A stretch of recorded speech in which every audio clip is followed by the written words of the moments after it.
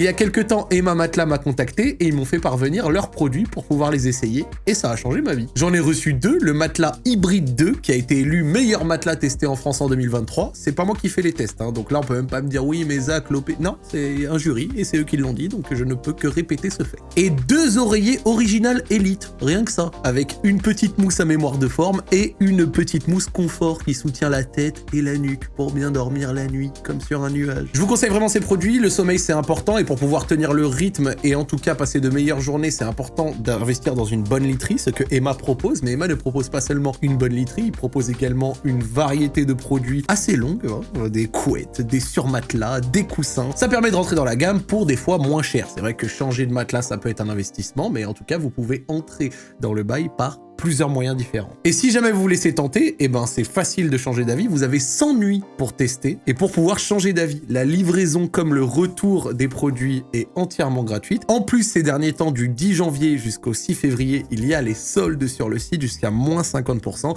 Et si vous rentrez le code ZACNANIYT, il y a 10% supplémentaire. Donc vous avez un produit soldé puis sursoldé avec mon code, n'est-ce pas beau? Donc je remercie à Emma de nous accompagner, c'est grâce à ce genre de sponsor que je peux faire ce genre de projet qui parfois coûte cher, et je vous laisse tout de suite avec la vidéo. Bonjour tout le monde, j'espère que vous allez bien. On se retrouve aujourd'hui pour Zach en roue libre, 16e épisode de cette saison. Je suis ravi de vous retrouver aujourd'hui. Ça fait très plaisir, avec un petit peu de retard. Nos excuses, voilà. C'est pour des raisons, vous connaissez, un peu indépendantes de notre volonté. Le trafic parisien, le mauvais temps, la technique. Bref, les raisons sont multiples, mais on se retrouve quand même pour une belle émission. Avec, encore une fois, cette saison, une variété d'invités qui me fait plaisir. Et on va parler aujourd'hui d'un athlète, mais d'un athlète pas sportif, plutôt joueur professionnel de jeux vidéo, et d'un jeu qui fait extrêmement plaisir. Je pense que pour ceux qui sont nés aux alentours, je sais pas, des années 90, 2000, ça a pour beaucoup été le premier e-sport qui a été suivi. Moi, en 2010, j'étais un grand fan de StarCraft 2. Et la France, on a de la chance, a pu sortir un joueur très talentueux de StarCraft 2. Ce joueur, c'est Clément, TL Clem. Je suis avec lui. Bonjour Clem, comment vas-tu ? Bah salut, moi ça va nickel. Très content d'être là. Très content et merci pour l'invitation, ça fait super plaisir.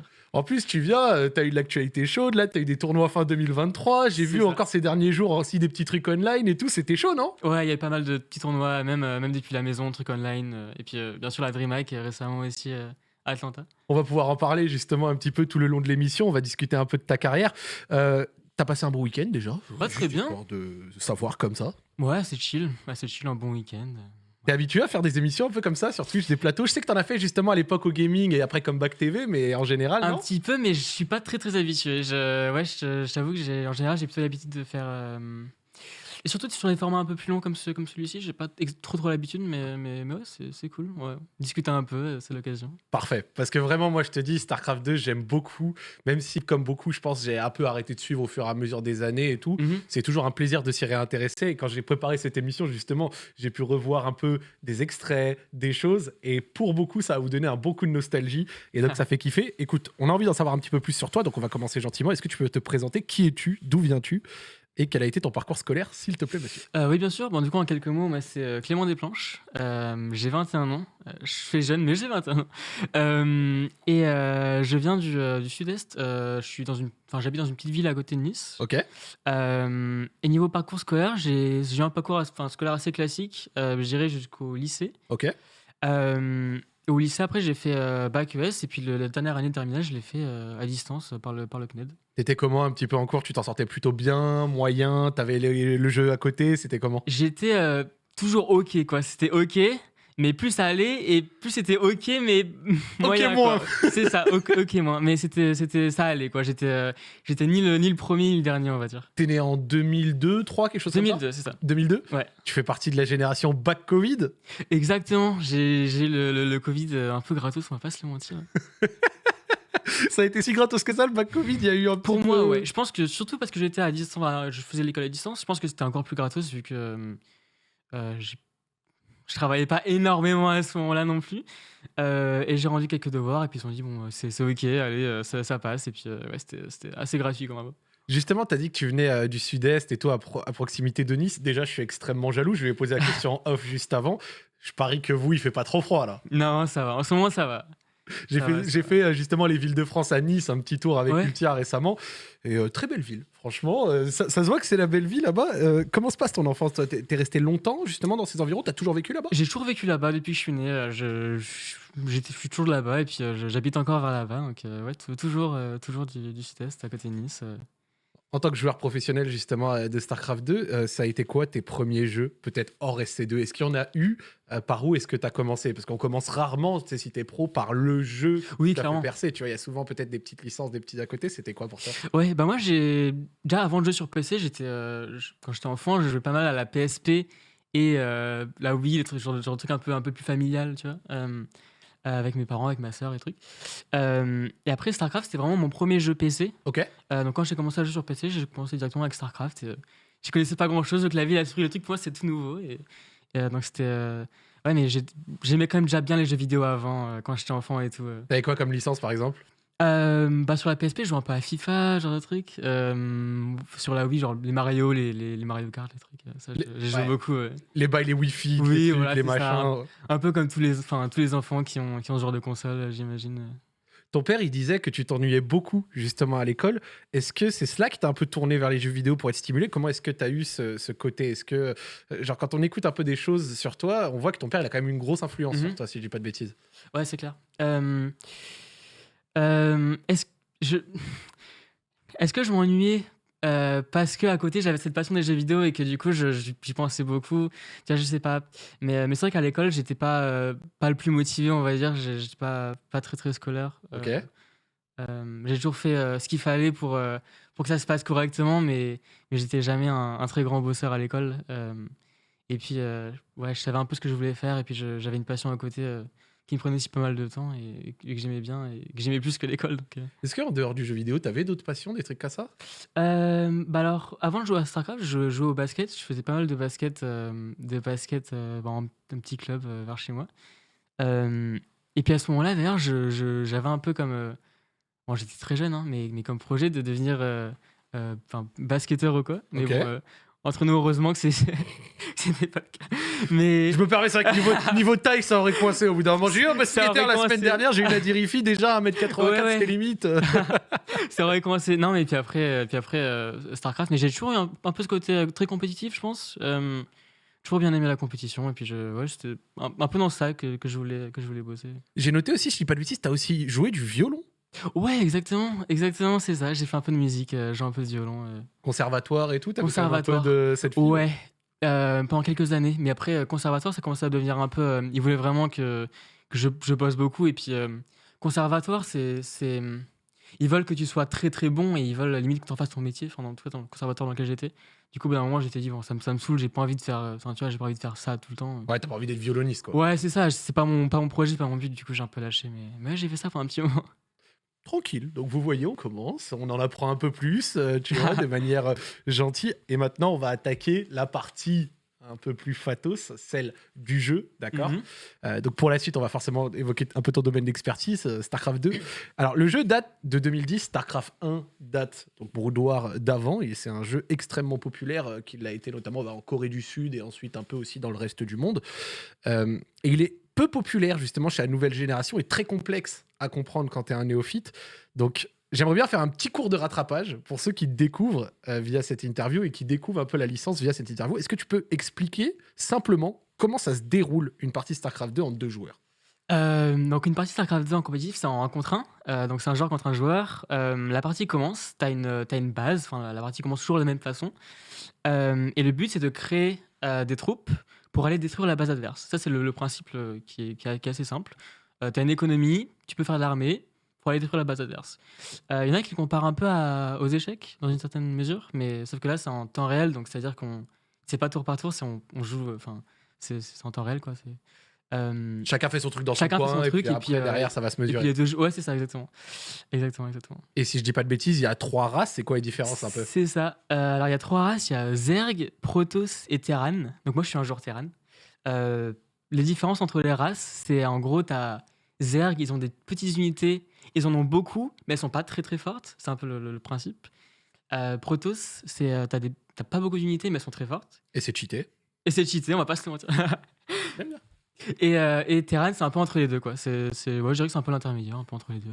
C'est ce que je joue, moi, en l'occurrence. Et si je dis pas de bêtises, pour un peu compléter ça, il y a différentes maps. C'est quoi un peu les différentes maps et un peu leur impact, genre sur le jeu au global?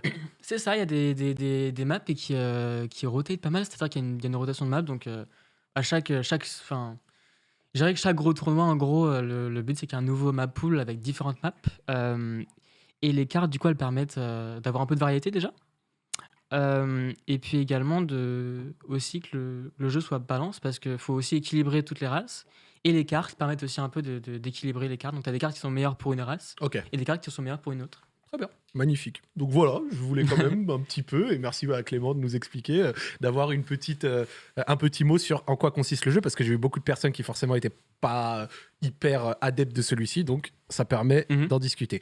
T'as découvert StarCraft 2 via ton père, qui jouait souvent au jeu, un peu sur l'ordi de la maison et tout, et t'as directement été attiré par ce RTS. Est-ce que c'est ton père qui t'invite à essayer le jeu, ou alors est-ce que c'est toi qui lui demande?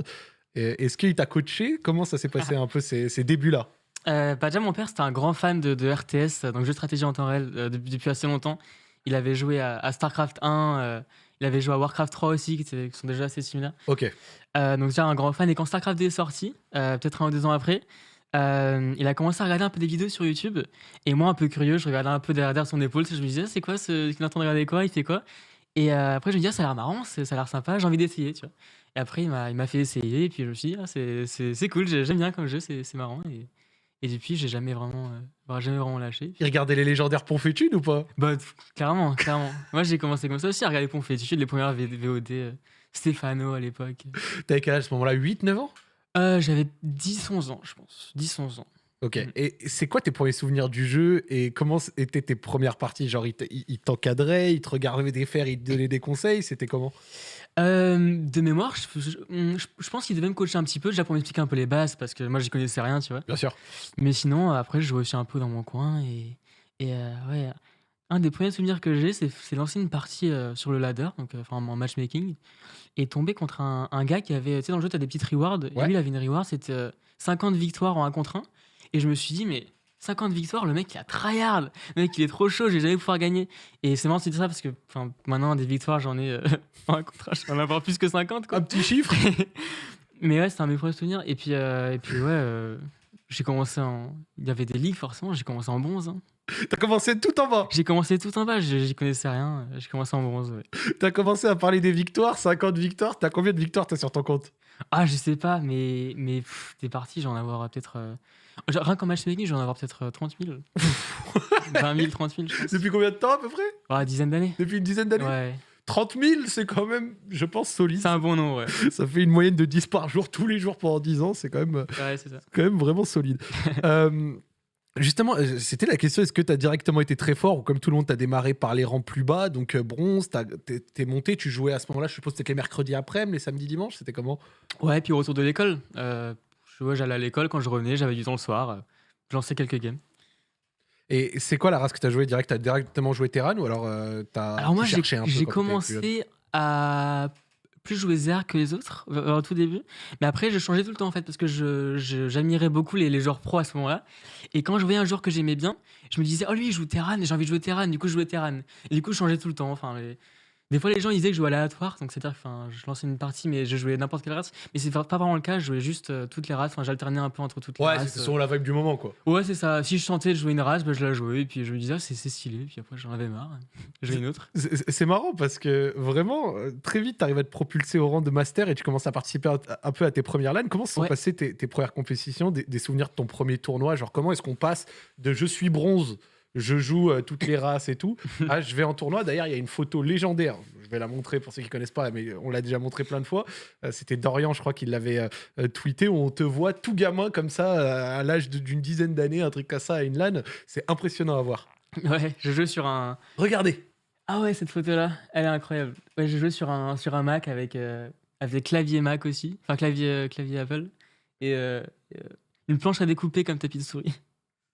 Une quoi? Une planche à découper, genre une sorte de planche à découper comme tapis de souris. J'avais pas vraiment un vrai tapis de souris, mais j'utilisais un truc Ah un ouais, peu à l'arrache. c'était la chienneté.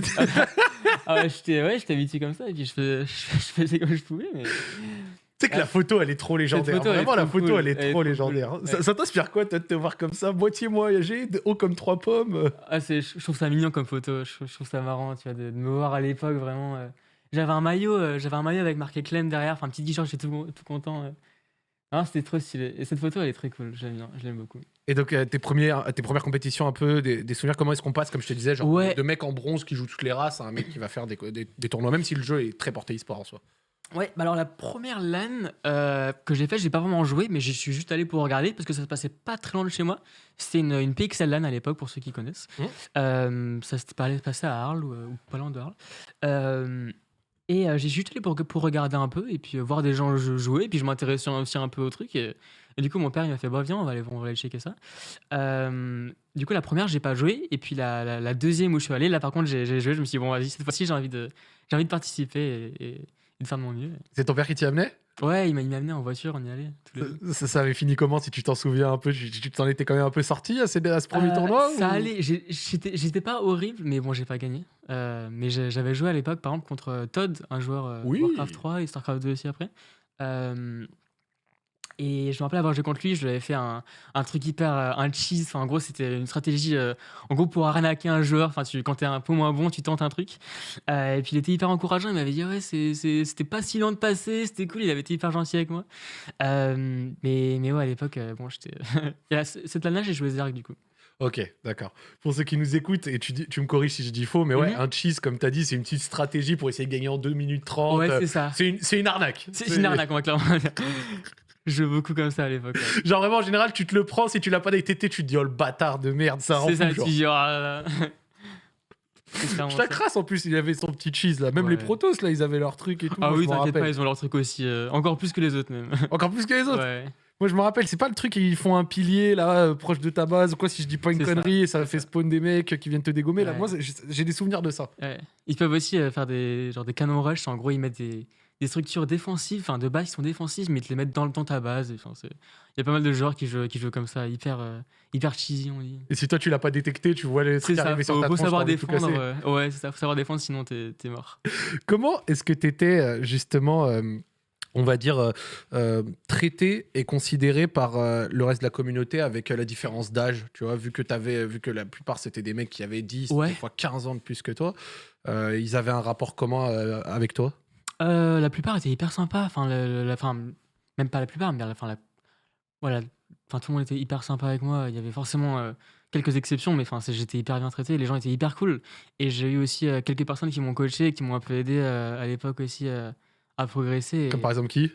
Alors, au tout début, à ma première LAN, j'avais rencontré un gars qui s'appelait Censure. C'était un grand maître Zerg à l'époque, qui m'avait un peu coaché. Après, on a fait quelques games ensemble après la LAN, quand je suis rentré chez moi. Et après, par la suite aussi, Denver et DNS, aussi, qui sont deux Français avec qui je suis encore ami Très bien. aujourd'hui. Et qui m'avait aussi un peu coaché à l'époque, et qui était dans ma première équipe, enfin la première équipe dans laquelle j'étais, qui s'appelait Punchline, pour ceux qui se rappellent, s'il y en a qui se rappellent. Non, on va en discuter après, t'inquiète pas, je l'avais Ouais. noté aussi ce point. Ouais. Et peut-être d'autres coachs après, ou alors après derrière t'as commencé à ta carrière solo? Disons que les mecs qui me coachaient, c'est plus des amis, des potes, tu vois, qui étaient un peu meilleurs et qui me disaient un peu qui me donnaient un peu des conseils, mais sinon, j'avais pas vraiment de coach, vraiment coach, tu vois. C'est quoi qui t'a influencé à passer justement tu nous disais de Zerg à Terran, vu que t'avais commencé peut-être? Alors en fait, c'était en l'occurrence Denver, donc ouais, un ami à moi qui me disait, bon, pour progresser encore plus, faut que tu choisisses une race. C'est trop compliqué d'essayer d'être bon aux 3, donc faut que tu te concentres sur une des races.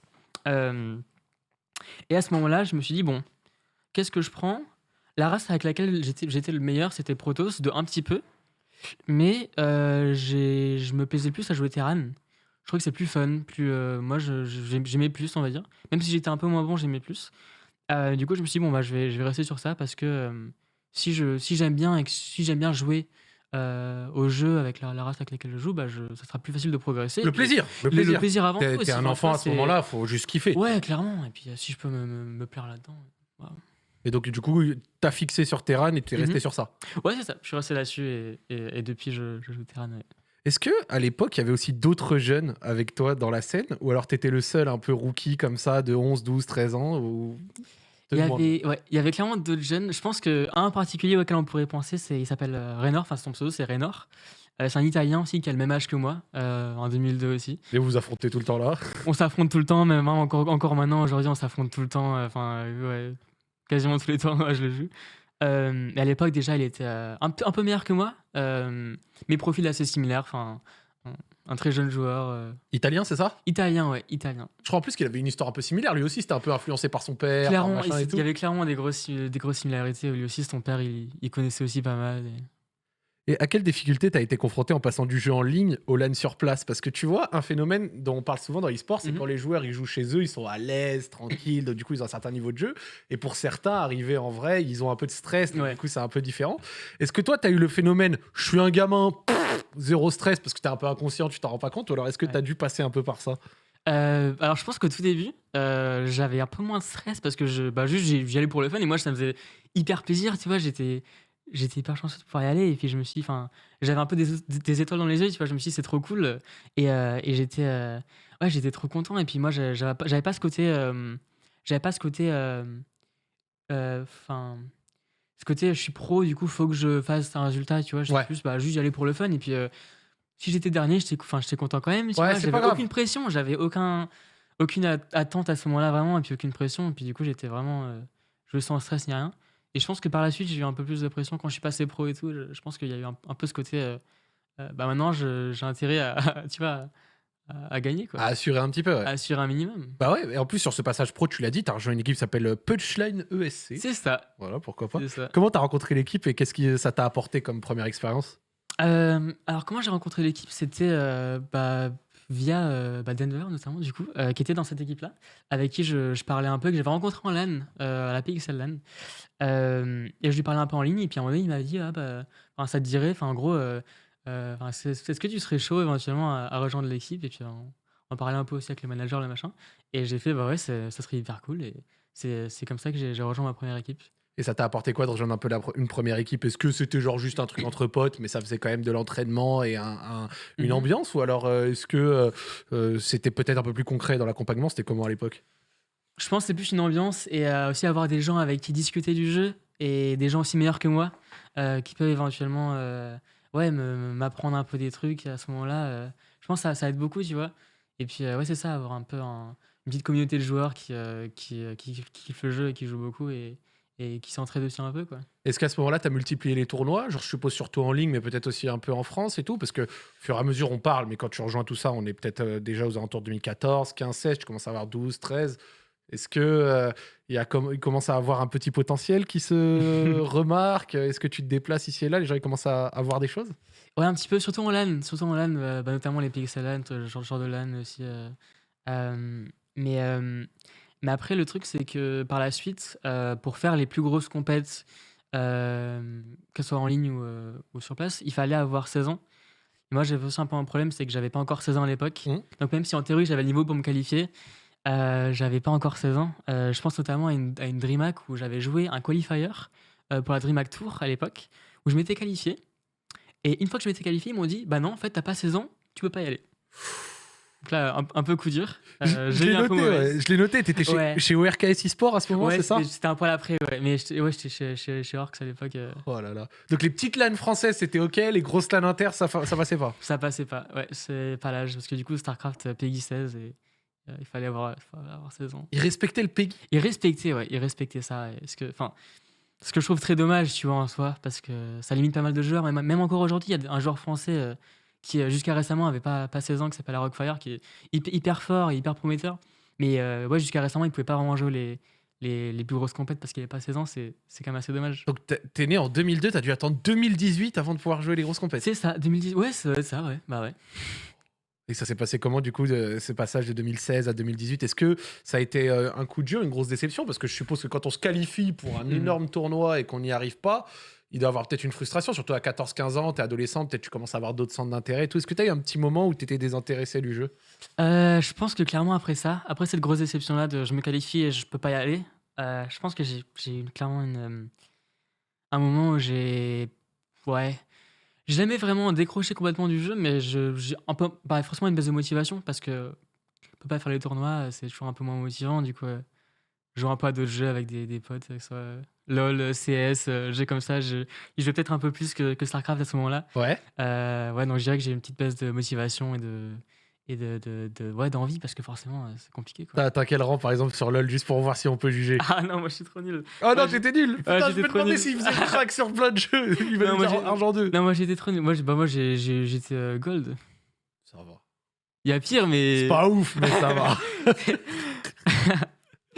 Si tu veux, je peux te ramener Joël, le roi des fers. Lui, il va te. Il va me coacher. Ouais, il va te coacher, ouais. Il a 2-3 trucs à t'apprendre. Aïe, aïe, aïe. Est-ce que, avec le recul, même si tu nous as peut-être donné un peu une réponse, tu penses que ça a été une bonne chose pour toi d'avoir plus d'années pour t'aguerrir pour aller au gros tournoi, ou est-ce que ça a été plutôt un frein? Maintenant que tu as 22 ans, et repense à quand tu avais 15, 16 ans que tu pouvais participer à ça au final. Ouais, je pense que c'est plutôt un frein au final. Je pense que c'était pas une. C'était clairement un truc qui m'a ralenti un peu dans ma carrière de joueur, je pense. Ok. Et c'est clairement un truc que dit mon père aussi quand je lui demande un peu et qu'il parle de ça. Il me dit, enfin pour lui, ça a clairement freiné un peu ma progression et puis mon intérêt pour le jeu à ce moment-là précisément.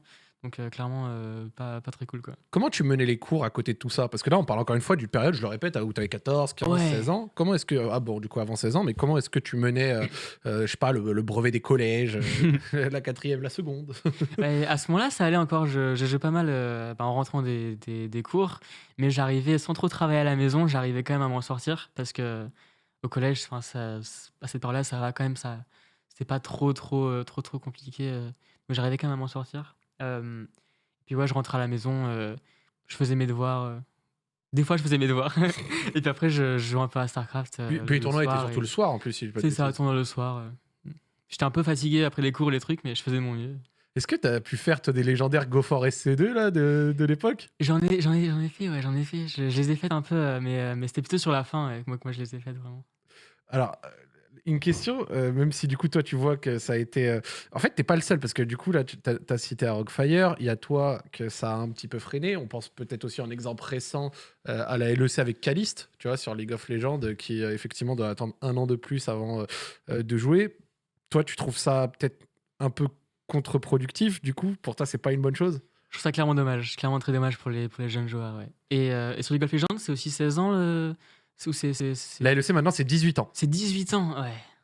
Je pense que c'est un peu rude quand même. Call of Duty, c'est 18 ans aussi.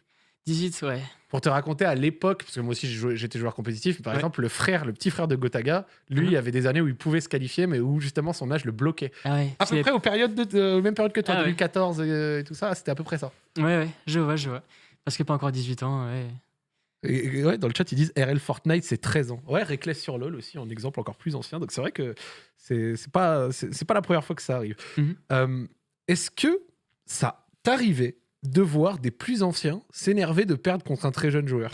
Est-ce qu'il y a déjà eu un mec, genre il a pété un boulon parce que genre tu l'as défoncé alors qu'il a 10 ans de plus que toi? Ça arrivait, ouais, ça arrivait. J'ai pas forcément de nom en tête, mais je sais que ça arrivait. Je me rappelle, par exemple, quand j'étais en LAN et que je battais des gens dans les premiers tours, par exemple, et qu'après j'arrivais pour serrer la main au joueur.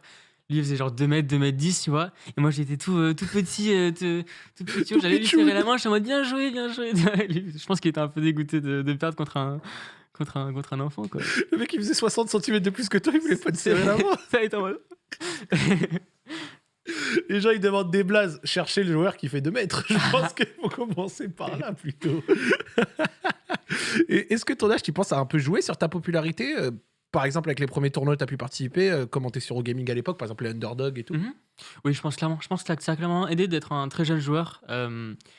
Parce que, ouais, encore une fois, quand je suis allé en LAN, les gens étaient assez surpris de voir un joueur qui avait 11 ans, qui était déjà master à l'époque. Je me rappelle la fameuse LAN où j'y suis allé, mais j'avais pas encore joué. J'avais quand même.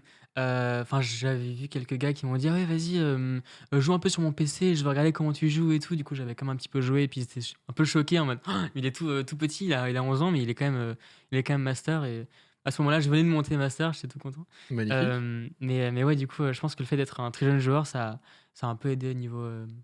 Enfin, pour que les gens me connaissent, forcément, parce que ça faisait un peu parler.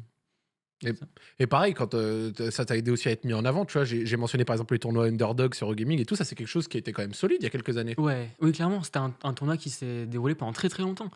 tournoi français qui est aussi, c'était aussi un peu le but, je pense, d'une compète comme Underdogs qui était d'aider les jeunes joueurs à progresser et puis à se faire un peu un nom aussi dans la scène. Tu as déjà remporté? Ouais, bien sûr. Combien de fois? Je sais pas, j'ai pas de tête, mais plusieurs fois, ouais. Surtout vers la fin, plusieurs fois, ouais. À la fin, t'avais posé une petite dictature? Un peu, ouais. Un petit peu. En fait, vraiment, vous savez pas. J'ai un monstre devant moi et il ose pas trop. Tu vas dire oui, oui, j'ai défoncé le truc. T'es trop mignon, vraiment, j'aime trop. Est-ce que tu peux nous parler de ta rivalité un peu et du storytelling justement avec Raynor, qui a Ouais. une histoire, comme on disait, un peu similaire à la tienne. C'est-à-dire que lui aussi, il a ton âge, un peu influencé par son père, de très bons résultats et un côté très jeune, très rapide. Mhm. C'était comment vos premières rencontres? Est-ce que vous avez une relation? C'est comment la mise en concurrence entre vous deux? Alors, nous, on se connaît avec Renan, on se connaît depuis très longtemps, enfin, depuis on est tout gamin, peut-être 12-13 ans, 12-13-14 ans, ça fait trop longtemps qu'on se connaît. Je pense qu'il a toujours eu un petit step d'avance sur moi, il est toujours un poil meilleur. Il a toujours eu un peu une petite avance, quoi, on va dire, Ok. de ce niveau-là. Et peut-être aussi une avance sur. Il a été vite, je pense, assez encadré assez tôt par ses équipes, ses trucs. Il avait aussi des joueurs qu'il coachait, qui machin. Mais je pense qu'il était, à ce moment-là, il était un poil meilleur. Mais j'étais juste derrière, quoi. Enfin, à chaque fois, il progressait, puis je progressais aussi. Ouais. Euh, Donc ça se suivait. Ça se suivait, c'est ça. Et puis ça faisait aussi une sorte de petite rivalité qui était aussi bénéfique pour nous deux, parce que forcément, t'as envie de. Quand t'as une petite rivalité, forcément, ça t'aide aussi un peu à te motiver à progresser. Parce que tu En dis, plus, il avait une période où je crois qu'il t'avait beaucoup battu, genre Ouais. je crois quasi une dizaine de fois d'affilée, un truc comme ça. J'avais vu dans une vidéo que j'ai Ouais, écoutée. clairement. Ouais, c'est clair. Il y a un moment donné où il me battait beaucoup plus que ce que je le battais, ouais. Puis après, ce qui par la suite, pendant une période aussi, a un peu changé vers 2020 ou quoi. Mais ouais, sinon, avant ça, il me battait pas mal. Mais ouais, c'est un ami, c'est un très bon ami que je connais depuis très longtemps. Ouais. Dans un jeu très dominé et qui a été très dominé par justement des Coréens, Ouais. il y a Raynor et à toi, on peut peut-être aussi noter Serral, Ouais. du coup le Finlandais. C'est vous un peu les trois joueurs qui avez réussi à vous confronter un peu face à cette domination sud-coréenne très marquée pendant très longtemps, ce qui avait d'ailleurs marqué un peu un désintérêt pour beaucoup. Peut-être les plus OG dans le chat que je vois, il y a Coca, il y a Funka et tout, vous Mhm. pouvez peut-être donner votre avis. Mais typiquement, moi je me rappelle quand je suivais encore la scène en 2010-2012, le fait que t'arrivais dans un tournoi et à la fin c'était que des Coréens très très vite, ou en tout cas très souvent, c'est aussi ça qui a un peu créé du désintérêt Ouais. pour des gens, alors que vous derrière, vous êtes une génération qui est sortie et qui avait réussi à leur tenir tête à l'image d'un Stéphano aussi à l'époque. C'est comment Ouais. un peu vous trois? Alors je pense que juste avant nous trois, il y a eu aussi un joueur qui s'appelait Nib, c'est un joueur américain, qui lui vraiment, je pense, était peut-être un des premiers à vraiment dominer un peu un tournoi coréen à cette époque-là. Et puis après, forcément, après ça, il y a eu Serral, enfin lui, un monstre, à l'heure actuelle, enfin pas mal de gens s'accordent pour dire que c'est le GOAT. Et puis après Raynor et moi, et puis à l'heure actuelle sur la scène, Serral, Raynor et moi, je pense on tient tête aux Coréens. Ouais, enfin, on est au même niveau qu'eux, voire meilleur, quoi. Donc, Coca, par exemple, il vient de dire dans le chat, le top 4 monde estimé par algorithme aujourd'hui est Ouais. 100% européen. c'est vrai. Qu'est-ce qui a créé justement ce changement? Pourquoi est-ce que les Coréens ont tabassé la scène pendant 10 ans et puis d'un coup, vous êtes arrivés, vous avez réussi à leur tenir tête et même à Ouais. les dépasser?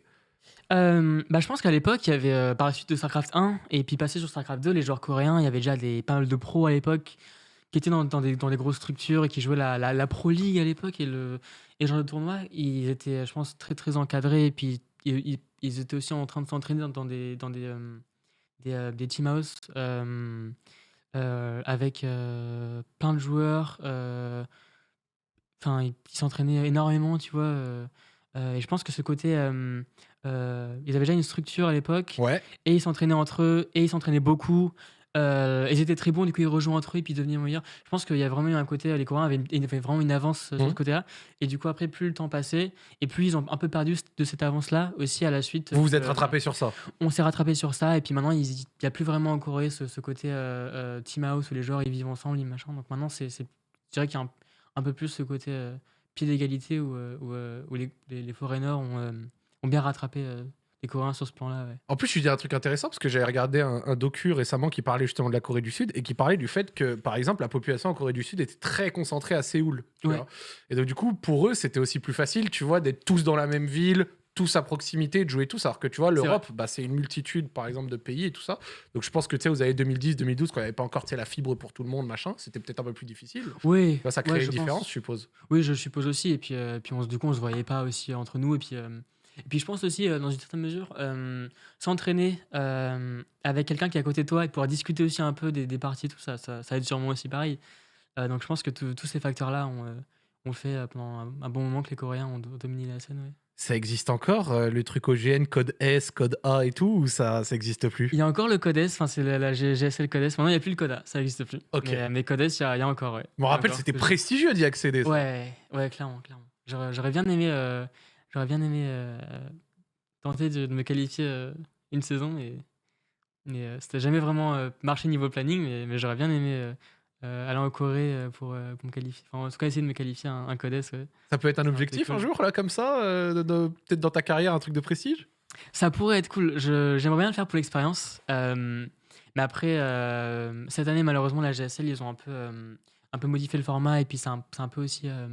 C'est un peu moins gros qu'avant. Il y a un peu moins de cash prize. Et puis ouais, StarCraft en Corée, la GSL, je dirais que c'est un poil moins prestigieux qu'avant. Ok. Du coup, et ça marche pas forcément tout le temps niveau planning parce que, par exemple, les tournois européens qui sont en général durant la GSL. Ouais, ça te ferait passer à côté de beaucoup de choses, quoi. C'est ça. Mais si un jour j'ai l'occasion, pourquoi pas, ça pourrait être sympa. Est-ce que, à l'époque, justement, et après, on parle plus trop de ça, on parle d'autre chose, quand tu étais à l'école et que tu faisais tous ces tournois, est-ce que tu avais des absences? Et est-ce que, par exemple, ton encadrement et Coltsay, ils étaient compréhensifs vis-à-vis de ça? Et est-ce que c'est aussi ça qui t'a influencé après, derrière, à 18 ans, à passer avec le CNED pour ta dernière année avec le bac, tu vois? Ouais, bah, en gros, c'était OK jusqu'à ce que je sois au lycée où, là, ils ont pas vraiment compris mes absences parce que c'est aussi le moment où je commençais à me déplacer pas mal pour aller en compète, que ce soit en Amérique, en Europe. Enfin, je me déplaçais pas mal dans le monde pour aller aux compètes. Et puis, du coup, ça faisait, en gros, 4 jours d'absence, quoi. Enfin, ouais, 3-4 jours d'absence. Ouais, c'était le week-end, tu partais le vendredi, c'est ça. donc t'avais le vendredi et le lundi pour le retour, et ainsi de Ouais, suite, tu c'est connais ça. classique. Et c'est ça. Et du coup, ils étaient pas forcément hyper compréhensifs.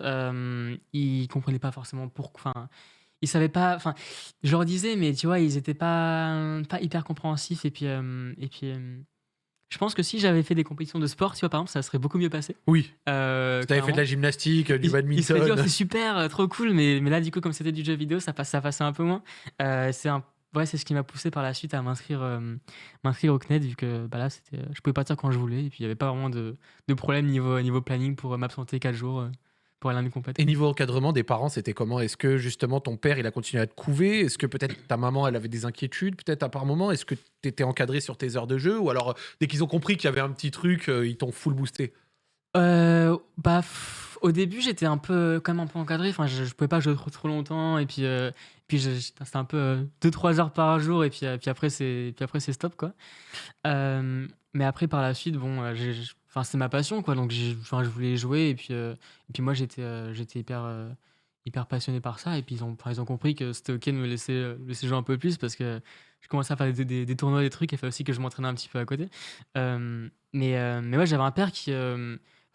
Mon père à moi, il connaît vachement la scène déjà. Enfin, c'est un joueur qui. Ça aide. Enfin, c'est un joueur. Il connaît vachement, ça aide beaucoup.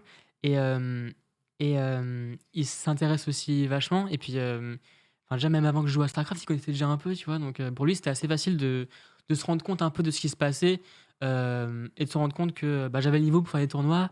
Et puis, lui, il connaissait pas mal, tu vois. Enfin, il connaissait vachement.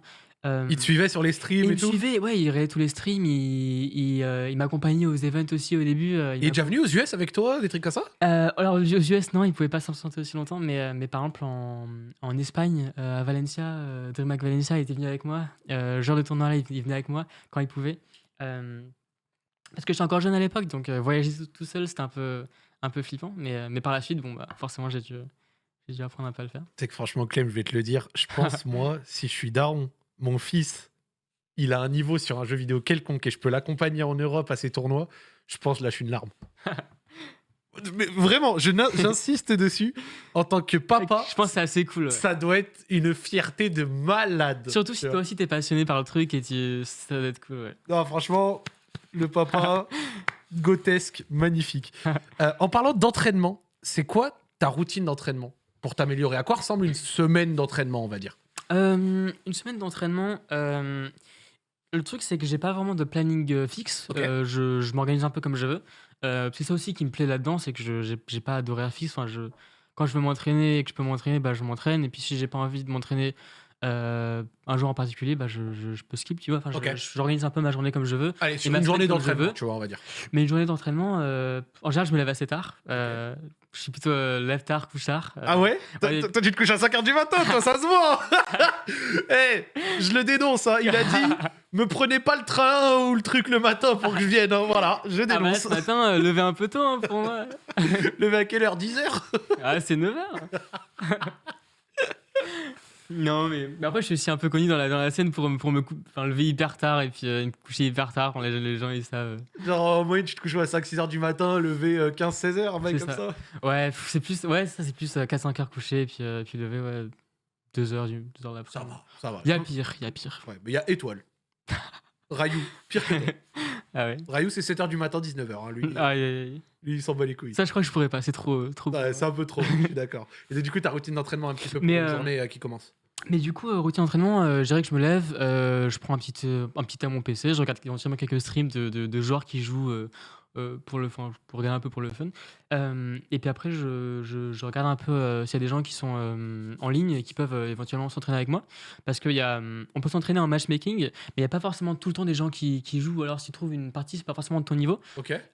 Du coup, je peux aussi demander à des gens de faire des parties Privé. privées où là, tu peux t'entraîner, tu peux jouer plusieurs fois à la suite, comme tu veux. Vous Enfin, avez un Discord pour les joueurs pro, peut-être pour discuter pour, on a quelques trucs, mais en général, on s'envoie aussi pas mal de messages privés. Enfin, tu vois, je peux organiser un truc. Enfin, tu vois, je dis demain, t'es dispo à cette heure-là ou quoi? Il dit ouais, on organise un truc et puis une petite session d'entraînement.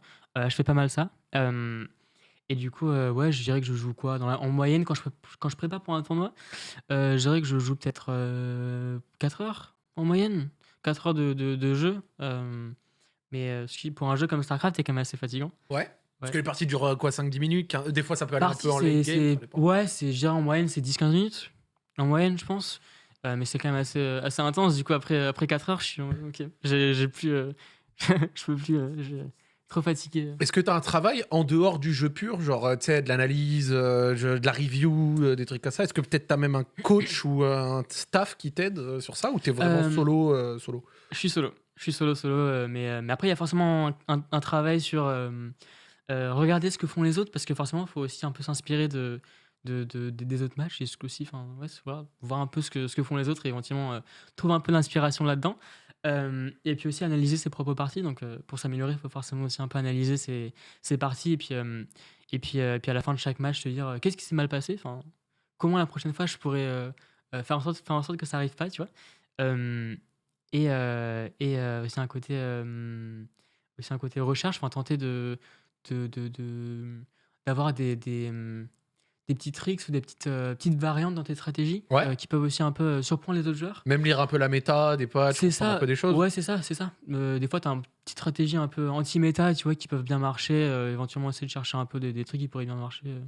Et est-ce que tu vois, quand en 2023-2024, Mhm. sur d'autres jeux plus populaires, tu vois des équipes encadrées par des coachs, Ouais. des assistants coachs, des perf coachs, des managers, des encadrements vraiment très élevés pour les mener au top. Est-ce que c'est quelque chose, toi, en 2024, tu peux regretter un petit peu? Est-ce que c'est quelque chose que tu aimerais bien, peut-être un jour, si le jeu Mhm. revit, ou en tout cas, si, on va parler un peu peut-être Stormgate ou quoi, tu vois, mais Ouais. si, on va dire le RTS, le genre revit, Ouais. est-ce que c'est quelque chose que tu aimerais bien avoir, ou alors est-ce que à l'heure actuelle, tu te considères satisfait de ta condition? Je pense qu'à l'heure actuelle, je suis bien en solo, tu vois. Enfin, je fais un peu mon truc et puis je suis bien comme ça. J'ai l'habitude comme ça.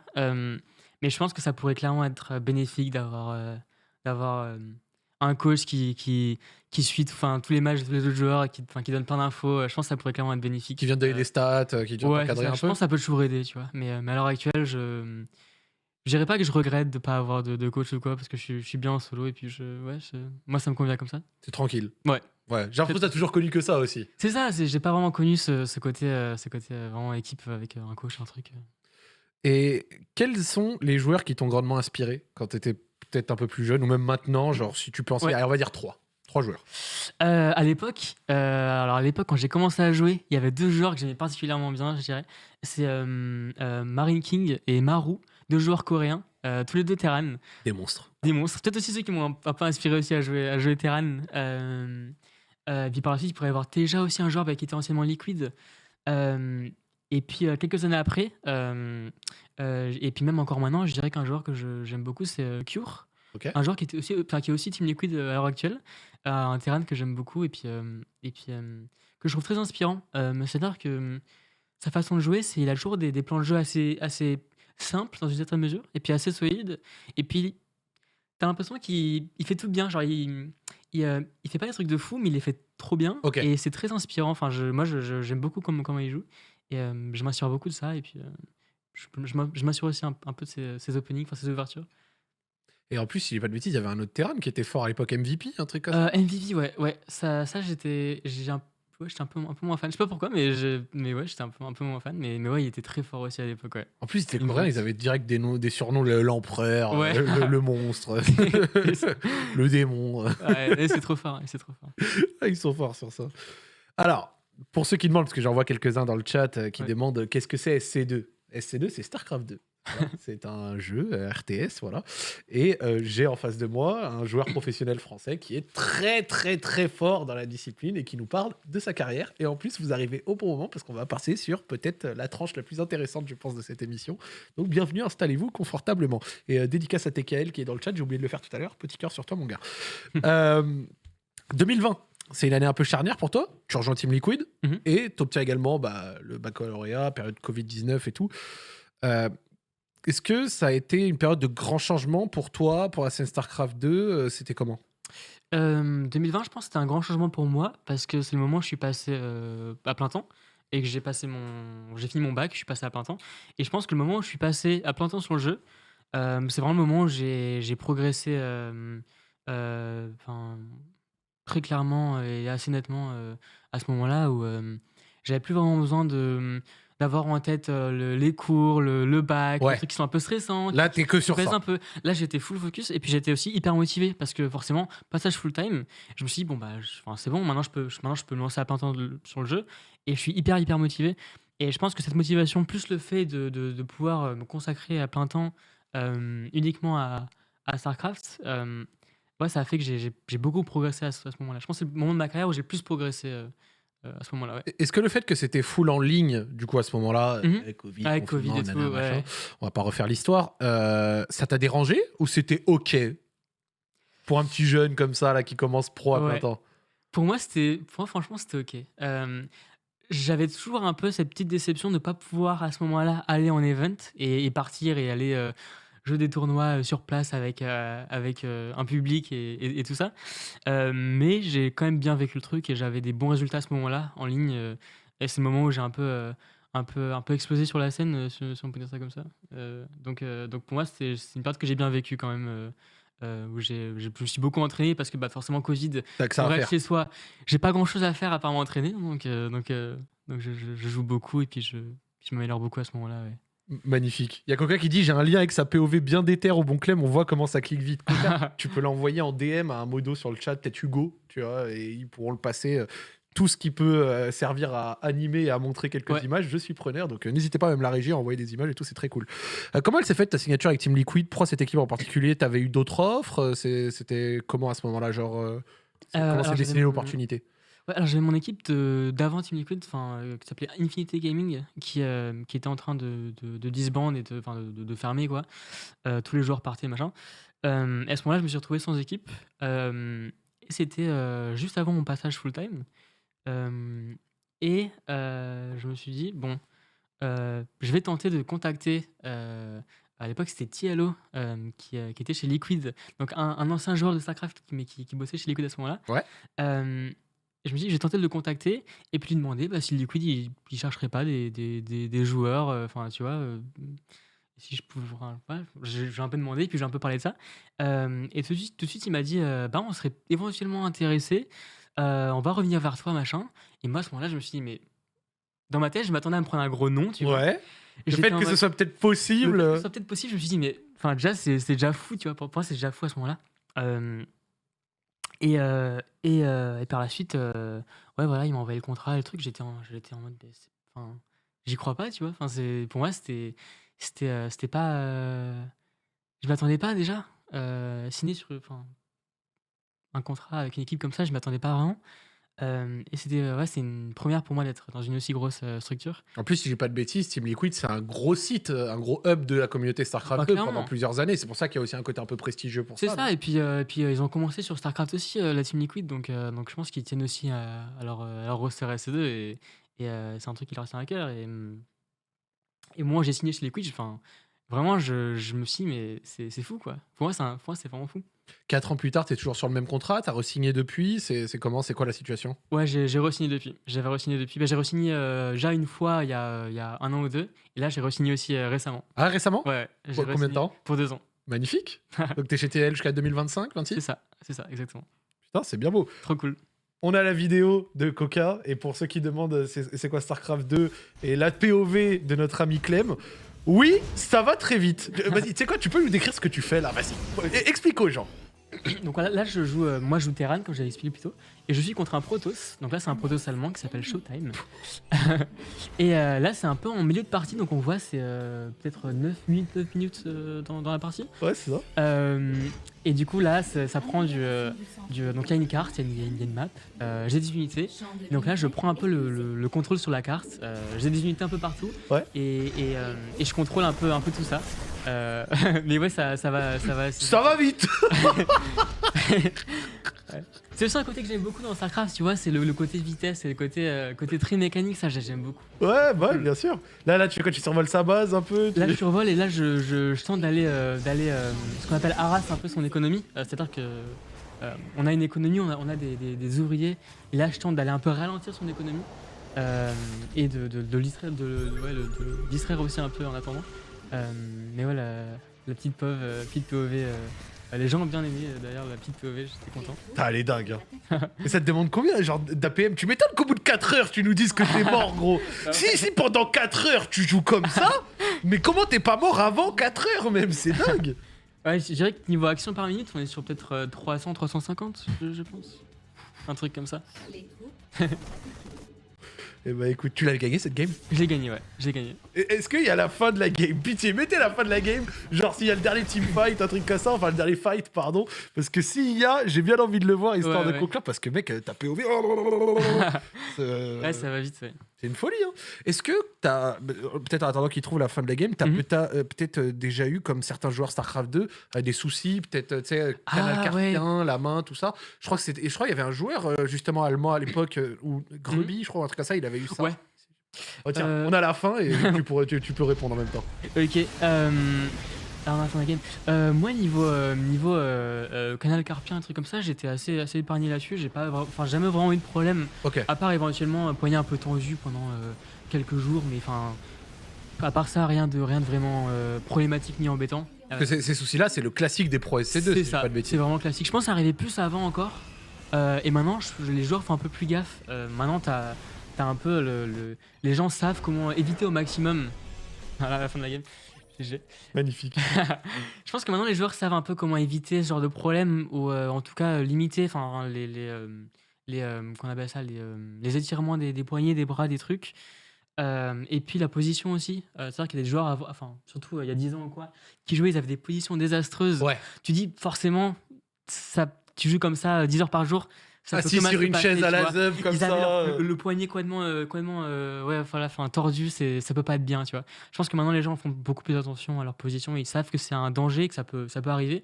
Et si ça arrive, bah, c'est très problématique, donc mieux vaut l'éviter, et mieux vaut faire son possible pour l'éviter. Ouais. Ouais, pour ceux qui nous écoutent, c'est vraiment une inflammation, si je dis pas de c'est ça. bêtises, des tendons ici. Et donc quand t'es joueur pro, et on venait de voir la POV avant, ça fait... Vous doutez bien que ça rend la chose compliquée. Et d'ailleurs, je remercie, et je le dis en pleine émission, parce qu'en plus vous êtes très nombreux, ça fait plaisir, on est à homepage Twitch, voilà, c'est cool. Ah, trop cool. Il y a 6000 viewers, hein, voilà, comme ça je te le dis, c'est très cool.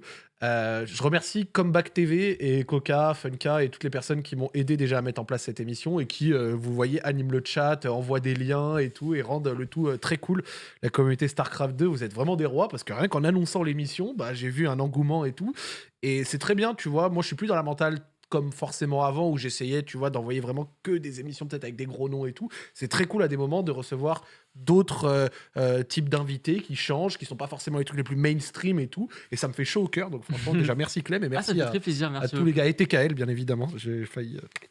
Bien sûr, bien sûr. On va pas l'oublier. Ça fait 3 ans justement que tu es avec eux, tu viens de re-signer avec eux.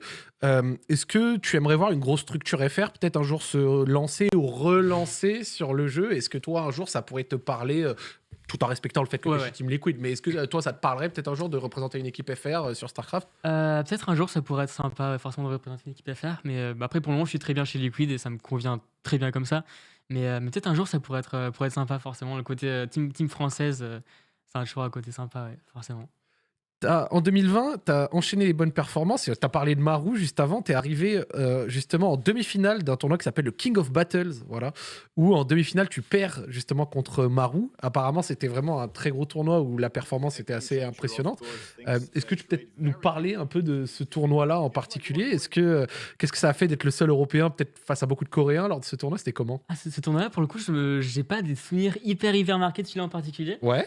Mais contre Marou, à l'époque, pour moi, jouer contre Marou, c'est le joueur contre qui je galère le plus. Ok. C'est-à-dire que c'est un joueur qui est aussi Terran, donc c'est un match-up qu'on appelle miroir, c'est-à-dire qu'on joue tous les deux la même race. Et c'est un peu un expert là-dedans, c'est-à-dire qu'à ce moment-là, j'ai beaucoup de mal à le battre. Ok. Donc c'est un peu mon némésis, quoi. Enfin, c'est le joueur. Et même encore un peu à l'heure actuelle. Encore un peu à l'heure actuelle, c'est un peu plus difficile. C'est marrant, maintenant je m'en sors mieux, mais c'est encore un peu difficile. Mais c'est vraiment le joueur contre qui je galère le plus. Mais ouais, à cette époque-là, c'est vraiment, je pense, le moment où j'ai commencé à faire mes meilleurs perfs, online. Et puis, le moment où j'ai commencé à bien gagner. Et puis que les gens se disent, ouais, quand même, il commence à devenir fort, le petit Clem. Là. J'ai noté la DreamHack Masters 2020, justement Winter Europe. Ouais, et ça, c'est exactement. 80 000 de cash prize. Comment s'est passé ce tournoi-là? Tu t'es confronté à des Coréens, des Européens, c'était comment? Alors, la DreamHack, il y a eu une DreamHack, il y a eu les régionales, donc d'abord en Europe avec les Européens. Ouais. Et ensuite qui qualifiait un tournoi Plus global. plus global, c'est ça. Donc ce qu'on appelait les Season Finals. Tournoi plus global, avec les Coréens et tout. À ce moment-là, j'avais un peu de mal à battre les Coréens. C'est-à-dire que contre les Européens, dans le tournoi européen, je m'en sortais très bien. Mais par contre, au tournoi avec les Coréens, ça avait tendance à un peu moins bien marcher. Même si j'ai fait des demi-finales et trucs comme ça qui ont été pas horribles, mais j'avais quand même un peu plus de mal que contre les Européens. Peut-être parce que ils jouent un peu différemment et c'est un style un peu différent. Et puis des joueurs contre qui j'ai pas forcément l'habitude de jouer. Et à ce moment-là, j'avais un peu de mal contre les Coréens en particulier. Ouais. Et ce tournoi en particulier, du coup, remporté, qui est peut-être l'une de tes premières victoires de prestige, comment est-ce que tu l'as ressenti? Comment c'était peut-être la finale, la victoire? C'était comment? Ça, c'est En plus, t'as battu Raynor. Ouais, tournoi européen, battu Raynor. Ça, c'était trop bien parce que la fois d'avant, je fais deuxième et je perds contre Raynor de mémoire sur une série très close, enfin très serrée. Et la fois d'après où je peux battre Raynor et gagner, le moment où je bats Raynor à cette DreamHack Europe, c'est le plus gros tournoi que j'avais gagné jusqu'à présent. Enfin, c'était le plus gros tournoi que j'avais gagné à ce moment-là. Et j'étais hyper content. Et puis forcément, battre Raynor aussi, c'est un côté un peu symbolique aussi. Parce que la rivalité, le truc, il m'a battu la fois d'avant. Cette fois-ci, je le bats. Et ouais, trop cool. Et même chez Team Liquid. Genre, c'était ta première grosse victoire sous leur blason et tout machin. C'est ça clair. a dû quand même cimenter un peu un Ouais, truc. c'est clair. Parce que forcément, quand tu représentes une équipe comme Team Liquid, tu as envie aussi de performer et de te dire, bon, moi, j'ai envie d'honorer aussi un peu la structure et de dire, bah, j'ai pas envie j'ai envie de gagner. Ça. L'année suivante, tu fais de très bonnes perfs, justement, notamment aux IEM Katowice. Voilà. Il y a un viewer polonais qui m'a DM spécialement pour me dire que je le prononçais mal. Je disais Katowice. Dédicace à toi le viewer. Et au circuit de la DreamHack, justement, est-ce que tu peux nous parler un peu de cette époque, vu que c'était aussi ta deuxième année 2021 en tant que joueur professionnel, et c'est vraiment là où tu t'es fait une place parmi les meilleurs au monde. Comment s'est passée ta progression, ces tournois-là, notamment que j'ai mentionné Ouais. Qu'est-ce que tu en retiens? Si tu as des anecdotes aussi, n'hésite pas. Je pense que 2021, c'est vraiment le moment où j'ai commencé à m'en sortir hyper bien contre Raynor et Serral, donc qui sont enfin, les deux autres joueurs du top 3 européen, en tout cas à ce moment-là. Je commençais à m'en sortir hyper bien contre eux et j'avais un, un win rate extrêmement positif. Et du coup, j'ai pu enchaîner pas mal de victoires en DreamHack Europe, Ok. donc les DreamHack Online en Europe, les régionales. Et à ce moment-là, c'était vraiment la période cool pour moi où je commençais à gagner toutes les DreamHack et enfin tous les DreamHack EU et les gens disaient ouais Clem peut-être le meilleur joueur européen. Moi j'étais un peu flatté, je me suis dit oh trop cool. Ça va, t'es flatté gentil, mon pote. Hein. On te flatte en disant que t'es meilleur joueur européen, trop cool. Moi, frérot, tu me dis que je suis meilleur joueur européen, je fais un peu plus de bruit. Hein. C'est peut-être pour ça que je suis pas le meilleur joueur européen. Et donc, du coup, 2021, Katowice, tout ça, machin, comment c'était? Alors, à Katowice, pour le coup, c'était pas un event qui s'était très bien passé pour moi. Katowice, c'était plus une petite déception pour moi. Ok. Parce que enfin, justement, je m'en sortais bien au tournoi un peu online et au tournoi européen, même les tournois en général en online. Mais après Katowice, donc un très très gros tournoi en offline cette fois-ci, avec un peu le stress, le truc.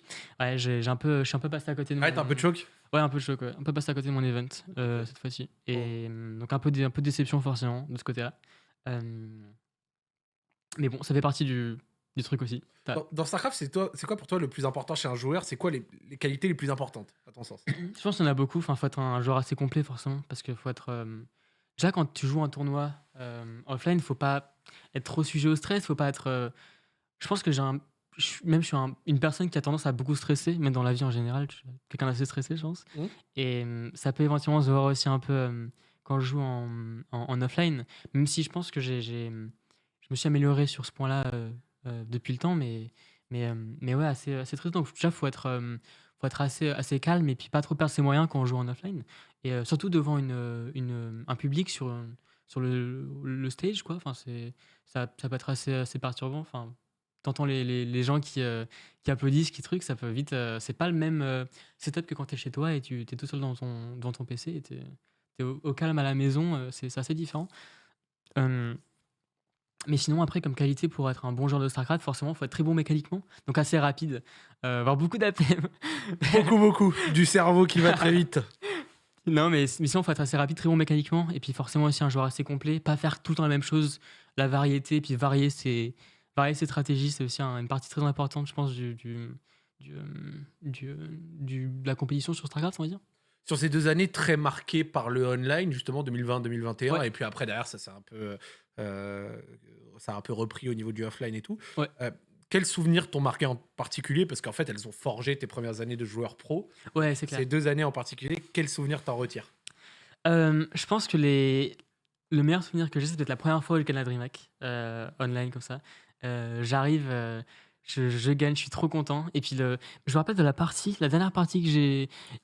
C'était si je dis pas de bêtises, c'était 3-3 dans un best of 7, donc en gros le premier à 4, 3-3, la partie assez serrée, et je commence à gagner, et là je commence à vraiment tunnel vision, enfin tu vois, moi Ok. je commence à vraiment me dire je suis vraiment en train de gagner, ce qui est pas le bon truc à faire, mais je le fais quand même, et puis du coup il y a quelques petits trucs qui se passent mal, mais je me dis quand même, je suis quand même en train de gagner, donc je le fais. Et puis là, ça finit par passer. Je gagne, trop content. Je suis hyper content. La fête à la maison? La fête à la maison, je quitte mon PC, je vais voir mon père. Lui, il était trop content aussi, forcément. Parce qu'il me suit beaucoup, il regarde tous mes matchs. Et puis là, forcément, il regardait dans le salon, Ouais. sur la télé, en train de cheer pour moi aussi. Magnifique. Ce serait vraiment ce souvenir-là. Ouais, je pense que ça, c'était peut-être le meilleur souvenir que j'ai cette période-là, ouais. Dans une scène où il y a autant de tournois différents, un peu toutes les semaines, même en ligne et tout, c'est un peu impossible de toujours bien performer, Ouais. de tout gagner. Comment est-ce qu'on gère un peu une contre-performance ou une période un peu de moins bien? Je pense qu'il faut juste se dire que ça fait partie du truc, forcément. Il y a des hauts et des bas. Et puis la progression, c'est jamais constant. Ça fait un peu des vagues, tu vois. Enfin, C'est vrai. T'as des hauts et t'as des bas. Et puis il faut juste que le haut soit plus haut que Enfin, tu vois, faut juste s'améliorer, mais les périodes de bas, ça fait partie du truc. Ça fait partie tous les joueurs ont des hauts et des bas, tu vois. Il n'y a aucun joueur qui performe bien tout le temps, c'est pas possible. Même les meilleurs joueurs du monde, enfin, même Serral, il y a des tournois, il passe complètement à côté, tu vois. Ça fait partie du truc. Est-ce qu'il y a des tournois où tu te permets de prendre un peu moins au sérieux pour tester des choses, pour changer des trucs dans ta façon de jouer, dans tes Ouais. stratégies et tout? Genre, tiens, celui-là, c'est un petit tournoi en ligne, j'y vais, on teste, c'est pas trop grave, ça passe pas, ou en tout cas, j'en retire peut-être de Ouais. l'expérience, c'est comment? Je pense qu'il y a une grande partie des petits tournois en ligne que je joue, c'est comme ça. Forcément, c'est un peu plus motivant que de juste jouer des parties pour s'entraîner, parce qu'il y a un peu de sous à la clé, et puis tu dis c'est un peu plus motivant que de jouer juste dans son coin. Mais après, je le prends pas forcément tout le temps hyper au sérieux, en me disant, bah, si j'ai envie de tester un truc, je teste un truc, et puis je prépare pas forcément tous mes matchs. Enfin, tu vois, je joue vraiment, je le prends comme de l'entraînement, en fait. Mais moi, c'est plutôt comme ça que je m'entraîne.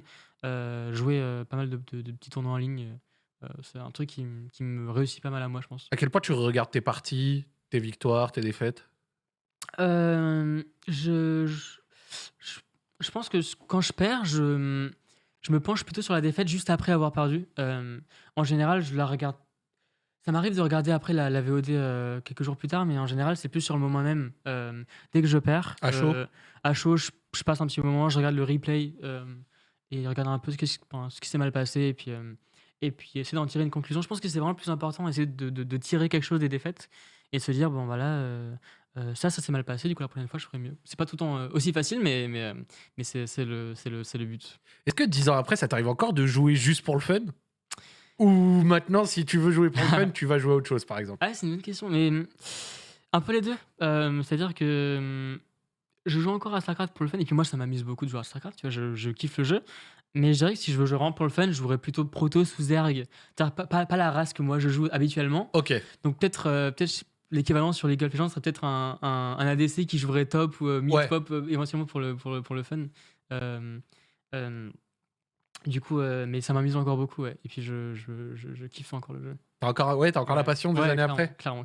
Ah, c'est cool. Et t'as encore le feu pour combattre, Ouais. qu'on peut faire la compète pendant plusieurs années, tu sens? Surtout cette année, je suis motivé. L'année dernière aussi, j'étais motivé. Je pense que de 2022, j'ai eu une période un peu de baisse. Pas de motivation éventuellement, un petit peu, mais là, 2023, c'est une bonne année pour moi. Et puis là, je suis hyper motivé encore. Ouais. Est-ce que tu fais du sport au quotidien, suis une diète ou bof? Sport, je le fais quand je le sens, quoi. Enfin, je fais un peu sport de temps en temps quand je suis en forme. Et puis, niveau diète, ça, je fais. Enfin, disons que je fais pas plus gaffe que ça. Moi, je vis à la maison avec mon père, donc en général, il, euh, Il s'occupe de tout. il cuisine très bien, et puis il fait des trucs assez équilibrés et tout. Donc, de ce côté-là, je pense que je mange bien, mais je m'en préoccupe pas tant que ça. Comment tu prépares Ouais, un tournoi en avance quand tu sais que par exemple c'est une grosse ouais. échéance? Comment tu te mets dans un mode préparation, tu vois? Mhm. Bah là, par exemple, en ce moment, je suis assez dans le mode préparation parce qu'il y a les UM Katowice qui arrivent dans un mois, peut-être même moins d'un mois maintenant. Et du coup, quand je suis en train de préparer pour un gros tournoi, je dirais que je joue juste beaucoup. Enfin, je joue encore plus que habituellement. C'est-à-dire que je vais faire plus de parties, enfin peut-être le double de ce que je m'entraînerais habituellement. Ouais, tu peux Parce passer de que 4 à 7, 8 heures s'il faut. ouais, s'il faut, ouais. Ça fait un peu beaucoup, mais quand je suis motivé, ça se fait, tu vois. Et j'ai l'impression aussi que ça m'apporte. Enfin, disons que c'est pas pour moi quand je m'entraîne beaucoup pour un tournoi, c'est pas quelque chose. Je prends pas vraiment comme un travail pénible en me disant, ah ouais, là, faut que je m'entraîne encore quelques heures. Ok. C'est pénible. Je suis motivé, donc je le fais volontiers. Enfin, ça me dérange pas de m'entraîner 7-8 heures s'il faut, parce que je prépare pour un gros tournoi. Très récemment, en décembre 2023, tu participes à l'ESL StarCraft 2 Masters 2023, le Winter à Atlanta, aux États-Unis. Ouais. C'est ta dernière très grosse C'est victoire. ça. Avec un petit extrait, on voit à la fin, tu soulèves le trophée et tout. Donc, déjà, Trop cool. l'extrait magnifique, je trouve. C'était vraiment un tournoi de fou. J'avais vu passer les images et tout. Ouais, ça, c'est première partie de la finale en l'occurrence, ouais. Oh, c'est super intense en réalité à voir. Tu l'as déjà regardé combien de fois la finale? Tu l'as regardé combien de fois la finale? J'ai regardé peut-être une ou deux fois. Ah, les matchs comme ça, faut les regarder après, ça te fait plaisir. Elle s'était passée comment la finale? Finale, moi, franchement, avant la finale, j'étais hyper confiant parce que je venais de battre Serral en demi-finale. Et Serral, j'ai plus de mal contre lui que contre Dark. Donc, Dark, c'était l'autre finaliste. Et Dark, c'est un joueur que j'avais battu pas mal en tournoi online les semaines qui précédaient. Donc t'avais un Donc, j'avais niveau de vraiment une confiance confiance. relativement bon, ouais. Une confiance qui était vraiment, vraiment présente. Et c'était au final un match plutôt tranquille pour moi. Enfin, j'ai jamais vraiment. Je me suis jamais vraiment dit, oh là là, je suis en train de perdre mes moyens ou alors je suis en train de perdre tout court. C'était un match qui était plutôt bien Oh, mené le du début à la flex. fin. Oh, le flex, magnifique. Ah, trop cool. Allez, Magnifique. Il y avait quand même un peu du monde et Il y tout, avait c'est du beau à monde. voir. C'est cool. Atlanta, vraiment. Je sais pas pourquoi Atlanta, mais Atlanta, il y a beaucoup de monde pour StarCraft. Les gens étaient hyper chauds. Les Américains, c'était hyper chaud, ouais. Putain, c'est beau. Hein. Il y avait du public. À quel point il était important ce tournoi? Qu'est-ce qu'il représentait un peu? Disons que ma première victoire devant un public comme ça sur une compétition comme la DreamHack Atlanta, disons que c'était un moment que j'attendais beaucoup parce que j'avais fait pas mal de victoires en online, mais j'avais vraiment pas gagné de tournoi comme ça en offline. Ok. Donc Il te fallait un peu un gros truc en offline. C'est ça. Pour cimenter le tout. Ouais, c'est ça. C'était ça. Les gens se disaient, ah ouais, Clem, il va gagner, enfin, tu vois, il va gagner un truc, mais ça arrivait pas vraiment. Et là, c'était vraiment le premier gros tournoi sur place que j'ai gagné. Et ça m'a fait forcément beaucoup plaisir parce que c'était quelque chose d'important pour moi. C'était je pense aussi une étape à passer. Ouais. Tu l'as évoqué justement, et il y a Funka qui donne un détail dans le chat, même si tu as parlé un peu de ta run, ton parcours. Il dit le numéro 1, 4 et 7 mondial sur son run. Dark, Serral, encore quelqu'un d'autre avant. Comment s'est passé un peu ce tournoi? Ouais, le premier match très disputé contre Solar, 3-2, je vois. Ouais. En général, moi, en tournoi, plus le tournoi avance, plus je m'approche de la finale, on va dire, moins je suis stressé. Ok. C'est-à-dire que j'ai tendance à moins bien jouer les premiers matchs que les derniers matchs. Ah ouais? Ouais. Tu mets du temps à rentrer un peu dedans? Je mets du temps pour rentrer un peu dedans, et puis j'ai aussi un peu ce côté... j'ai plus peur de perdre tôt que de perdre quand je suis déjà un stade avancé, tu vois. Ok, parce que je je me dis, j'ai déjà bien performé, donc même si je perds maintenant, ça, tu vois, je serais pas mécontent de ma performance. Ouais, c'est ok. Alors si je perds tôt, là, j'aurais mauvaise, tu vois. Je vois. Donc si j'arrive à passer confortablement ces premiers tours, et là, directement aller en top 8, et puis après, jouer contre Solar en RE8, qui était un match assez serré, très serré. Solar, c'était... je pense à ce moment-là, en tout cas, le deuxième meilleur joueur contre Terran, enfin Zerg contre Terran, après Serral. Donc un joueur très, très flippant, mais réussir à le battre comme ça en best of 5, ça donne aussi un peu de confiance pour la suite, parce que dans les playoffs, j'ai joué 3 Zerg du coup, Solar, Serral et Dark. Et arriver à battre un Zerg, puis un deuxième, puis un troisième, forcément, ça donne un peu un côté momentum où là, tu dis, Ah oui. t'es sur une lancée, quoi. Et qu'est-ce qui a fait que tu étais aussi chaud contre justement les ergs en particulier? Là, t'avais de la stratégie dans Ouais. le crâne? C'était... Ça a toujours été mon meilleur match-up, je pense. Des trois, ça a toujours été, ça a toujours été mon meilleur match-up. Et à ce moment-là, je pense que j'ai juste aussi bien practice avant, je me suis bien entraîné, et puis j'étais vraiment prêt. Et puis la méta aussi me convenait pas mal. Ok. Et même encore maintenant, vu que c'est à peu près la même, mais la méta à ce moment-là était bien cool pour moi, je pense. Ouais. T'as été nominé dans le top 11 des e-sportifs français de l'année 2023. Ah, j'ai vu ça, ouais. Par le journaliste, par le journal, pardon, l'équipe. Ouais. Ça représente un truc un peu pour toi? Est-ce que c'est important pour toi de représenter un peu le pays, malgré que tu sois dans une équipe américaine? Ouais, ça fait plaisir, forcément, ça fait plaisir quand je vois ça, je me dis c'est cool. Et puis j'ai vu, ils ont rajouté une 11e place pour moi. C'est vrai. C'est pas un top 10, c'est un top 11. C'est un top 11, mais forcément, ça fait hyper plaisir. Et puis être parmi les meilleurs joueurs de l'e-sport français, ça signifie quelque chose aussi. Hein. Est-ce que tu penses que davantage de médias un peu mainstream pourraient s'intéresser à l'e-sport prochainement? Ah, possiblement, ça serait cool. Intéresser un peu à StarCraft. C'est sûr. C'est quoi le prochain objectif de ta carrière? Est-ce que tu as un objectif un peu à long terme? À long terme, je dirais à la fois à long terme et à court terme, remporter les championnats du monde ou les UM Katowice. Je dirais que c'est en gros les deux tournois les plus gros, les plus grands. Très bien. Je dirais que remporter un tournoi comme ça serait la prochaine étape pour moi. Pour ceux qui nous écoutent, parce que c'est vrai que j'ai pas fait mes devoirs sur celle-là et j'aurais dû la demander plus tôt, comment il se passe le circuit StarCraft 2? En gros, cette année-là, en tout cas, enfin l'année 2024. 2024, il y a 2 DreamHack offline, 2 régionales online. Donc les online, ça qualifie pour les offline. Ok. 2 DreamHack offline. Et après, tout ça, ça donne des points pour se qualifier au championnat du monde, en gros. Ok. En gros, tout au long de l'année, tu récoltes des points. Peut-être comme au tennis, je crois que c'est un truc un peu similaire. Je ne m'y Très bien. connais pas tant que ça, mais s'il y en a qui connaissent. Bah, tu récoltes des points et après tu te qualifies au final global. Avant, c'était les GM Katowice, les championnats du monde, mais cette année-là, c'est pas encore annoncé. Donc, ils vont Ok. annoncer sûrement prochainement. Mais il y a les GM Katowice plus les finales globales. Donc, C'est on beau, sait pas ça. encore où ça sera. On peut avoir une petite idée, mais on sait pas encore exactement. L'an dernier, tu t'en étais sorti comment au final global? L'an dernier, du coup, c'était Katowice comme finale globale et ça n'a pas très bien marché pour moi. Ok. Pas mon meilleur tournoi. J'étais à un match de sortir des groupes, mais j'ai perdu ce match-là et puis je suis sorti des groupes. Est-ce que tu nous avais dit la peur de sortir très tôt Ouais. avec les mal entrés dans le Ouais, tournoi? Ouais, un peu décevant forcément. J'étais assez déçu. Mais je pense que c'est peut-être pas non plus le moment où j'étais le plus motivé, je m'entraînais le plus, donc déçu, mais je savais que je pouvais mieux faire. Ouais, tu relativises un peu. Ouais. Alors, moi, je l'ai découvert en préparant cette émission. C'est là où je vois que j'avais un peu lâché la scène. En fait, si vous voulez, il y a StarCraft 1, 2, là dont on est en train de parler, mais il y a un autre jeu qui est en cours de développement qui s'appelle Stormgate, Ouais. voilà, qui est un jeu qui est fait par des gens qui avaient travaillé, si je dis pas de bêtises, autour de StarCraft. Exactement. Est-ce que le jeu te hype? Est-ce que tu penses qu'il peut être une relève, prendre la place peut-être de StarCraft à terme? Ou alors est-ce que tu comptes faire quoi par rapport à ça? Peut-être jouer aux deux? C'est quoi?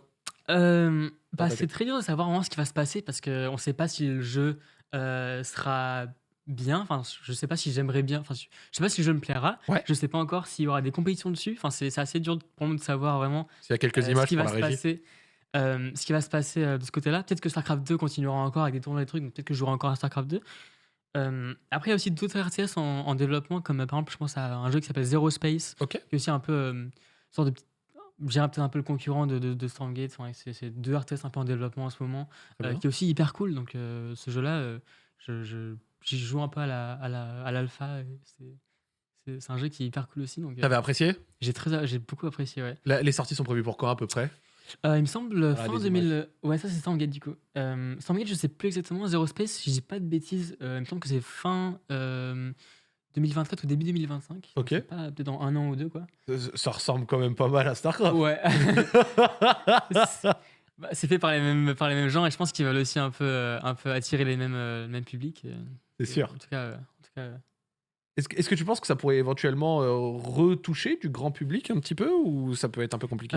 c'est un peu le but, hein, je pense. C'est un peu leur but aussi à eux de toucher aussi un public un peu plus large que juste les fans hardcore de StarCraft 2 ou StarCraft 1 ou quoi, de RTS vraiment comme ça. Je pense qu'ils veulent toucher aussi un public un peu plus large, ce qui serait hyper cool. Et du coup, n'hésitez pas à aller checker les nouveaux RTS et tout en préparation aussi. Il pourrait y avoir des très bonnes surprises. Toi, le Switch sur l'un des deux, si la scène se développe et devient assez grosse, il n'y aurait pas de souci. Il n'y aurait pas de souci. Ça serait un truc que je serais prêt à envisager si j'aime bien le jeu et qu'il y a des tours là-dessus. Mais ouais, encore une fois, pour le moment, c'est assez dur de vraiment savoir ce qui va se Logique, passer. parce qu'on n'a pas encore d'infos. On n'est pas encore là et puis on ne sait pas encore vraiment. Mais... On me dit dans le chat Stormgate, c'est courant 2024. Zero Space, il prévoit mai 2025. Ok. Donc voilà. Est-ce que le fait, et ça c'est une petite question par justement mon ami Coca, est-ce que le fait que la commu FR, donc encadrée d'abord dans un premier temps par OGaming puis Comeback TV, soit la plus grosse commu au monde non anglophone, c'est un élément qui a incité à ton investissement dans le jeu? Est-ce que tu te serais autant investi si tu n'avais pas ça derrière toi? Alors que par exemple un Raynor, lui, la commu italienne, c'est vrai. Pas trop. Je pense que c'est un gros soutien. Je pense que c'est vraiment un truc qui motive aussi parce que même déjà à l'époque, même déjà il y a plusieurs années, les gens étaient déjà à fond derrière moi, tu vois, ils me soutenaient et forcément ça motive et tu dis, enfin, j'ai envie de gagner un peu pour eux aussi, tu vois, parce que ils me suivent et puis ils me soutiennent et ça leur fait plaisir quand je gagne. Ça me fait plaisir quand je gagne.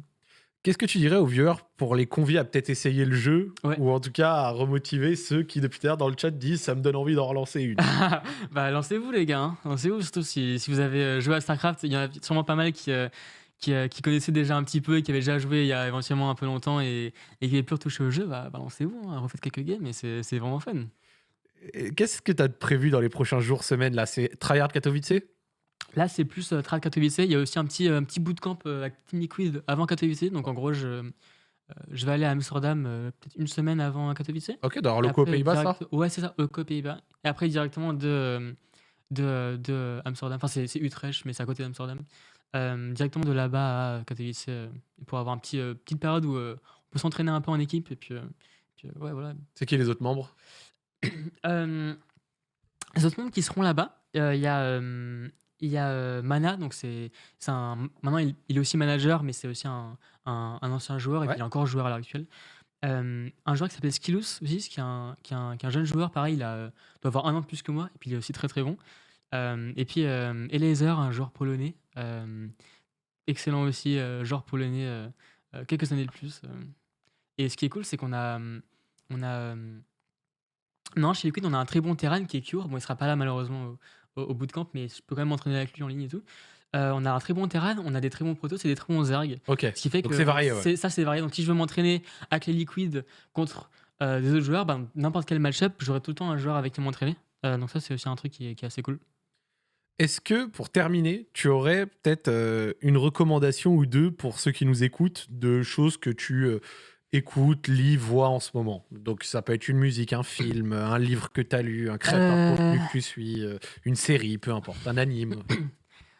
Une recommandation. Je suis quoi en ce moment? Je regarde quoi? Fais-nous rêver un peu. Je sais pas, je regarde pas énormément Netflix, trucs comme ça. Le dernier truc que j'ai regardé, c'était Adventure Time. Ok. C'est marrant, ça, c'est un dessin animé. Ouais, c'est un dessin animé américain, si je dis pas de bêtises. Ouais. C'était très cool. Moi, je trouve ça fun. Moi, je trouve ça marrant. C'est ton petit truc. C'est mon petit truc, quoi. Je regarde ça un peu le soir, un petit épisode court. Allez checker ça si vous voulez. Ça me va. Moi, je suis encore dans les Simpsons en 2024. Ah ouais. 2024 ou pas, Homer Simpson est toujours le plus grand personnage d'animation. Je tiens à le dire. Merci beaucoup, Clem. Ouais, merci, c'était très cool. Extrêmement content qu'on ait pu faire cette émission. Et merci d'avoir pris le temps de te déplacer au milieu de ta prépa. Franchement, c'est un vrai truc. Donc, t'as passé un bon moment? Très bon moment. Merci beaucoup. C'est très cool, très cool. Ouais, tu sais, on discute, on échange, on Bah parle ouais. un peu de tout et tout. Et merci d'avoir joué le jeu. Merci également à la communauté StarCraft 2, très présente dans le chat. C'était super de pouvoir discuter un peu de tout ça. Si vous arrivez à la fin, on sort les rediffs vite. Voilà, donc elles sont dispo demain à midi sur YouTube, toutes clean. Ou alors juste quand on va couper là à la fin de l'émission, gratuitement sur ma chaîne. Donc n'hésitez pas. Et franchement, on reviendra sur StarCraft 2 peut-être un jour, ou alors en tout cas RTS à l'avenir, parce que vous m'avez fait vraiment chaud au cœur. Merci également à Twitch, nos amis, parce que la petite homepage, franchement, ça a donné de la force à l'émission, donc c'est très cool. Zaccord Olim, c'est terminé pour cette semaine. Merci encore, Clem. Merci beaucoup. d'être Merci à venu. toi. Et on vous souhaite une bonne fin de soirée. Et quant à moi, on se dit à dans 30 minutes sur Popcorn. Finissez bien, les amis. Ciao, À tous, bonne fin de ciao.